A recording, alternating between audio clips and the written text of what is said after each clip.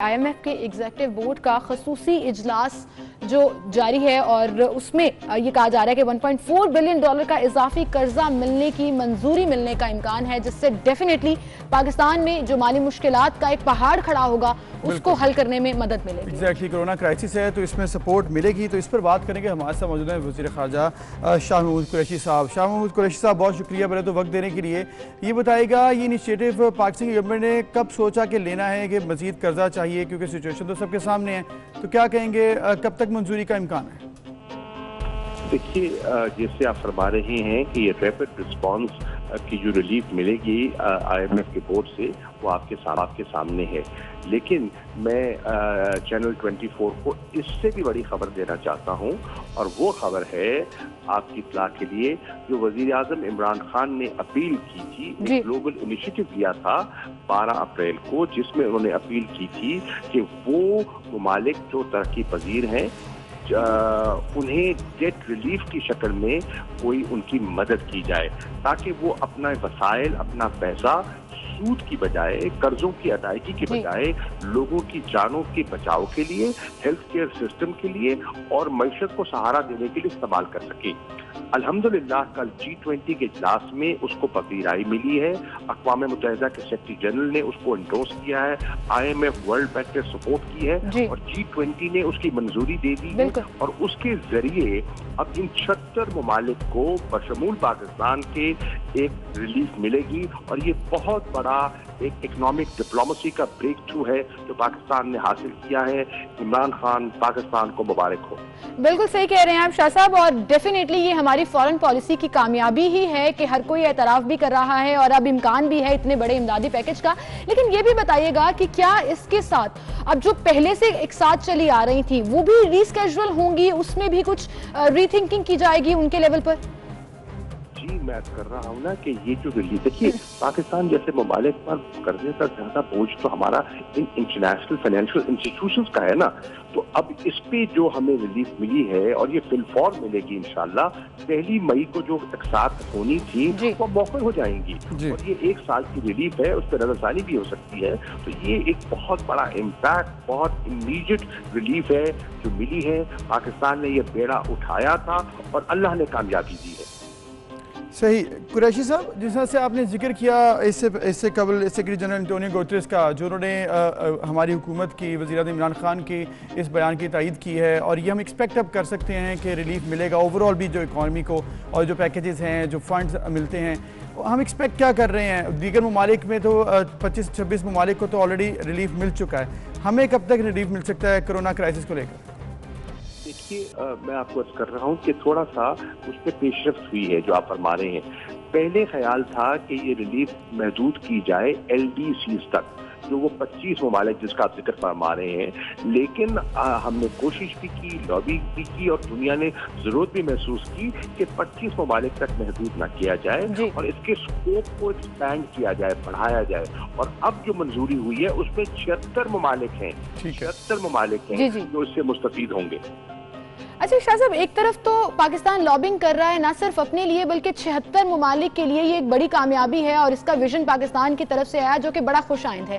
लेकिन दूसरी तरफ अगर हम देखें तो हमारे LOC पर क्या हो रहा है? हम कोरोना फाइट कर रहे हैं, हम इकोनॉमी को बेहतर करने के लिए काम कर रहे हैं, ना सिर्फ पाकिस्तान की बल्कि दुनिया भर के ममालिक के लिए। और इंडिया क्या कर रहा है? ना वो अपनी मुल्क में कोरोना के ऊपर फोकस कर रहा है, दूसरा LOC पर वो आज भी मुसलसल, आपने देखा कि किस तरह से खबरें आ रही हैं, बिला इश्तियाल फायरिंग भी हो रही है, दखल अंदाजी भी कर रहा है। इसको क्या आलमी दुनिया नहीं देख रही?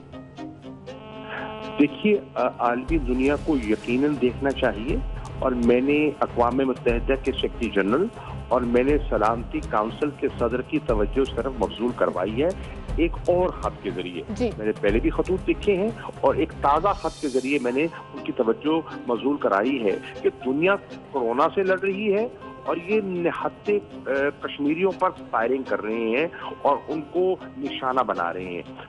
खुदारा, इस वक्त तावन दरकार है और गोले नहीं दरकार, और फायरिंग दरकार नहीं है, तावन दरकार है। तो दुनिया को फिलफौर इसका नोटिस लेना चाहिए और भारत की तंबीह करनी चाहिए। ये जो तंग नजरी का मुजाहरा वो कर रही हैं, क्योंकि इस वक्त वहाँ एक ऐसी हुकूमत है जिसकी सोच हिंदुत्वा और जिसकी आरएसएस पर मबनी सोच है, और वो अपने मुल्क में भी तंग नजरी कर रहे हैं। आप देखें ना, अपने मुल्क में हिंदुस्तान के मुसलमानों को आपने देखा दिल्ली में क्या हुआ। आप देख रहे हैं जो दालित हैं, जो सिख हैं, जो और अकलियतें हैं, उनका रवैया उनके साथ कैसा है। तो आप देख रहे हैं कि शाह साहब, इससे बड़ी तंग नजरी की मिसाल क्या होगी? कोरोना वार्ड्स में उन्होंने मुसलमानों और हिंदुओं के वार्ड्स अलग अलग बना दिए। आप देखिए, उन्होंने एक तासुर फैलाने की कोशिश की कि हिंदुस्तान में जो कोरोना फैल रहा है वो मुसलमान उसके जिम्मेदार हैं। खुदारा, क्या क्या ये कम अकली है, क्या ये जहालत है। आप लोगों को बेवकूफ बना रहे हैं। कोरोना तो 209 मुल्कों में फैल रहा है। क्या वो सारा मुसलमान फैला रहे हैं या पाकिस्तान फैला रहा है? उन्होंने तो यहाँ तक कहा कि यहाँ से कुछ लोग भेजे गए हैं जो हिंदुस्तान को कोरोना से मुतासर करें। खुदारा, ये उनकी अकल पर पर्दा छा गया है और उन्हें इस पर्दे से बाहर आना होगा। सही। कुरैशी साहब, जैसे भारत का जिक्र एक जानिब, अब दूसरी जानिब एक और इशू है अगर कोरोना क्राइसिस को लेकर बात करें, क्योंकि आप हमारे हुकूमत के वज़ीर, पाकिस्तान के वज़ीर ख़ारजा हैं, तो हमारे मुल्क के जो स्टैंडर्ड पाकिस्तानी हैं जिनका जिक्र वज़ीर आज़म ने भी अपनी प्रेस ब्रीफिंग में किया कि उनको वापस लाया जाएगा, लेकिन उनको अभी भी तहफ़्फ़ुज़ात हैं कि वापस लाने में भी क्वारंटीन में रखना है। उनको ख़र्चे जो हैं उन्होंने खुद उठाने हैं, वापस आकर हॉस्पिटल्स में या फिर ये जो होटल्स हैं, होटल्स में ख़र्चे अगर खुद उठाएंगे तो फिर कुछ लोग ऐसे भी हैं बेचारे स्टैंडर्ड थे, उनके तो वहाँ पर रहना ऑलरेडी बड़ा मुश्किल था, उनको यहाँ पर लाकर इकोनॉमिक प्रेशर में और डाला जाएगा। इसको कैसे मैनेज करेंगे? देखिए, पहली बात तो ये है कि जो स्टैंडर्ड पाकिस्तानी हैं वो मैं पहले भी अर्ज कर चुका हूँ, तकरीबन 40,000 के लगभग हैं जो वापस आना चाहते हैं। और इन नंबरों में इजाफा हो सकता है, ये आज है, इनमें इजाफा भी कभी इम्कान है, इसमें इजाफा होगा। अब इनको वापस लाना है, हमने उसका आगाज कर दिया है और बड़े लड़ाई झगड़े से किया है। वजारत खारजा और जो ओवरसीज पाकिस्तानी की वजारत है, हम मिन्नतें कर करके हमने सूबाई हुकूमतों को कायल किया है। पेशावर का एयरपोर्ट नहीं खोल रहा था, लाहौर का एयरपोर्ट नहीं खोलते थे, कराची का एयरपोर्ट नहीं खोलते थे। खुदारा, ये पाकिस्तानी है, हमारी जिम्मेदारी है। एक इस्लामाबाद इनका बोझ नहीं ले सकता, मुमकिन नहीं है। हमारे पास टेस्टिंग फैसिलिटी की एक लिमिटेशन है, हमारे पास क्वारंटीन की लिमिटेशन है। ये एक नेशनल एफर्ट करना होगा कि वो मोहसिन पाकिस्तानी है जिनकी तरासील से ये मुल्क चलता है, ये मुल्क का सहारा बनते हैं, वो अपने हक हलाल की कमाई से पाकिस्तान की मईशत को सहारा देते हैं, वो मेरे मोहसिन है। उनको वापस लाना हमारे फराइज में शामिल है। फिर जाकर NCOC में ये जो असद उमर साहब की सरबराही में इजलास हुआ, उन्होंने लोगों को कायल किया और अब इंशाल्लाह जो हमारा नया फेज बना है उसमें बशमूल इस्लामाबाद, मुल्तान, फैसलाबाद, लाहौर, कराची, पेशावर खोले जाएंगे और लोगों की जो रफ्तार है उसमें इजाफा होगा। पहले हम हद्दुल वसा कोशिश के बावजूद सिर्फ 2000 लाने में कामयाब होते थे, अब उसमें इजाफा होगा और 7000 तक हम हफ्तावार लाने में कामयाब होंगे और इंशाल्लाह बतदरीज उनको वापस लेकर आएंगे। बिल्कुल ठीक। शाह महमूद कुरैशी साहब, बहुत शुक्रिया, आप हमारे साथ मौजूद थे। IMF के एग्जीक्यूटिव बोर्ड का खसूसी इजलास जो जारी है और उसमें ये कहा जा रहा है कि $1.4 बिलियन का इजाफी कर्जा मिलने की मंजूरी मिलने का इम्कान है, जिससे डेफिनेटली पाकिस्तान में जो माली मुश्किलात का एक पहाड़ खड़ा होगा उसको हल करने में मदद मिलेगी। एग्जैक्टली, कोरोना क्राइसिस है तो इसमें सपोर्ट मिलेगी। तो इस पर बात करेंगे, हमारे साथ मौजूद हैं वज़ीर ख़ारजा शाह महमूद कुरैशी साहब। शाह महमूद कुरैशी साहब, बहुत शुक्रिया पहले तो वक्त देने के लिए। ये बताइएगा, ये इनिशिएटिव पाकिस्तान की गवर्नमेंट ने कब सोचा कि लेना है कि मज़ीद कर्जा चाहिए, क्योंकि सिचुएशन तो सबके सामने है, तो क्या कहेंगे, कब तक मंजूरी का इम्कान है? देखिए, जैसे आप फरमा रहे हैं कि ये रैपिड रिस्पांस की जो रिलीफ मिलेगी IMF के बोर्ड से, वो आपके सामने है।